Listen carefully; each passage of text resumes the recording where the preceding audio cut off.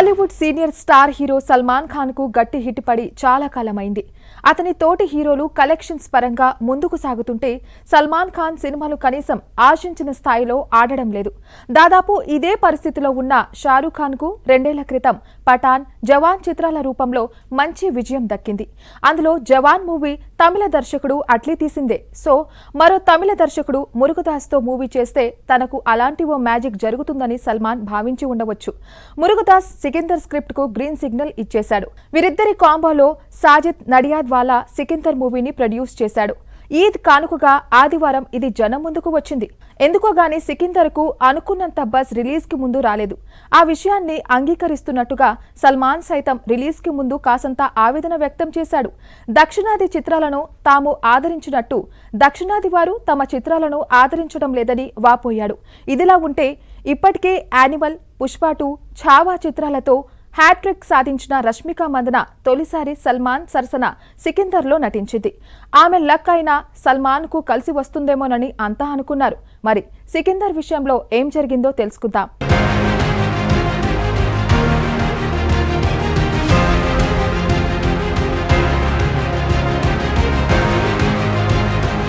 Murugadoss movie అంటే కథ, కథనం కాసంత కొత్తగా ఉంటాయని, సమాజ హితాన్ని కోరే విధంగా ఉంటాయని అందరూ అనుకుంటారు. కానీ ఈ సినిమా విషయంలో మాత్రం ఎందుకో మురుగదాస్ వెనుకబడ్డాడు. ఓ పాత కథను తీసుకుని ఏమాత్రం ఆసక్తి కలిగించకుండా తెరకెక్కించాడు. ఇంతకు కథేమిటంటే, రాజ్కోట్లోని రాజవంశానికి చెందిన ఆఖరి వారసుడు సంజయ్ ఊరఫ్ సికందర్. ప్రజలకు అతనంటే అమితమైన ప్రేమ. ఆ ప్రాంత ప్రజలు సైతం సికిందర్ కోసం ప్రాణాలను పణంగా పెట్టడానికి సిద్ధంగా ఉంటారు. అలాంటి సికిందర్ భార్య సాయిశ్రీ ఓ దుర్ఘటనలో మరణిస్తుంది. ఆమె కోరిక మేరకు అవయవ దానం చేస్తారు. అయితే ఆమె అవయవాలు ఎవరైతే పొందుతారో వారి ప్రాణాలు చిక్కుల్లో పడతాయి. వారిని కాపాడడం కోసం సికిందర్ రాజకోట వదిలి ముంబైకి ప్రయాణిస్తాడు. ప్రజల మాన ప్రాణాలను రక్షించడానికి తప్పించే సంజయ్కు మినిస్టర్ రాకేష్ ప్రధాన్ నుండి ఎలాంటి ఇబ్బందులు ఎదురయ్యాయి? అతని భార్య మరణం వెనుక జరిగిన కుట్ర ఏమిటి? ఆమె అవయవాలను పొందిన వారికి ఎందుకు ఇబ్బందులు కలిగాయి? వాటిని ఎలా సంజయ్ సాల్వ్ చేశాడు అనేదే మిగతా కథ. ఎందుకు టార్గెట్ చేసి హతమార్చాలని అనుకున్నారు అనే ప్రశ్నలకు సమాధానం దొరుకుతుంది.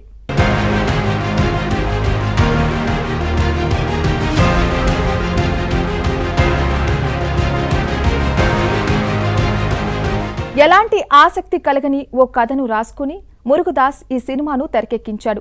కనీసం కథనమైన ఆసక్తికరంగా ఉందా అంటే అదీ లేదు. సల్మాన్ ఖాన్ లాంటి స్టార్ హీరో ఇలాంటి కథను ఎలా యాక్సెప్ట్ చేశాడో అర్థం కాదు.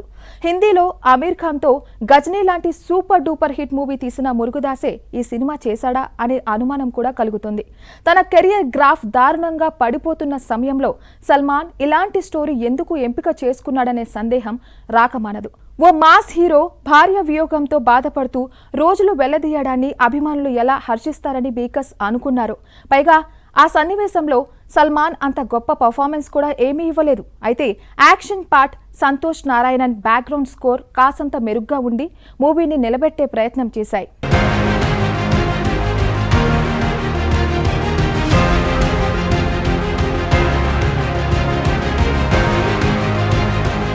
నటీనటుల విషయానికి వస్తే సల్మాన్ ఖాన్ యాక్షన్ సీన్స్ లో మాత్రమే కాసంత కష్టపడినట్టుగా అనిపిస్తుంది. మిగిలిన సన్నివేశాల గురించి ఎంత తక్కువ మాట్లాడుకుంటే అంత మంచిది.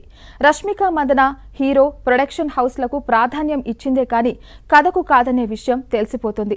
ఇటీవల వచ్చిన సినిమాల్లో తనదైన ముద్రను వేయడానికి రష్మిక ప్రయత్నించింది. ఆ విషయంలో సక్సెస్ అయింది. ఇలాంటి టైంలో మరింత జాగ్రత్తగా ఆమె స్క్రిప్ట్లను ఎంపిక చేసుకోవాలి.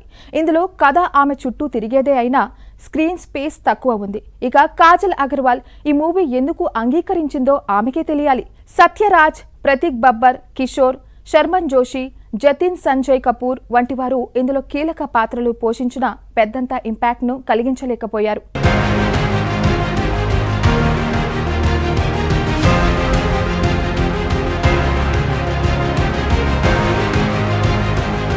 ఈద్ సీజన్లో సల్మాన్ ఖాన్ కు గ్రాండ్ సక్సెస్లు ఉన్నాయి. అలానే ఫ్లాప్ మూవీస్ ఉన్నాయి. సికిందర్ మూవీ రెండో కోవకు చెందింది. ఆది సోమవారాలు సెలవు రోజులు కాబట్టి కాసంత ఓపెనింగ్స్ ఉండవచ్చు, కానీ ఆ తర్వాత కష్టమే. సల్మాన్ ఖాన్ లాంటి సీనియర్ హీరో తమ చిత్రాలను ఎందుకు ప్రేక్షకులు చూడడం లేదనే ఆత్మవిమర్శ చేసుకుంటే మంచిది. లేకపోతే ఫ్లాప్స్ బారి నుండి ఎవరూ అతన్ని రక్షించలేరు.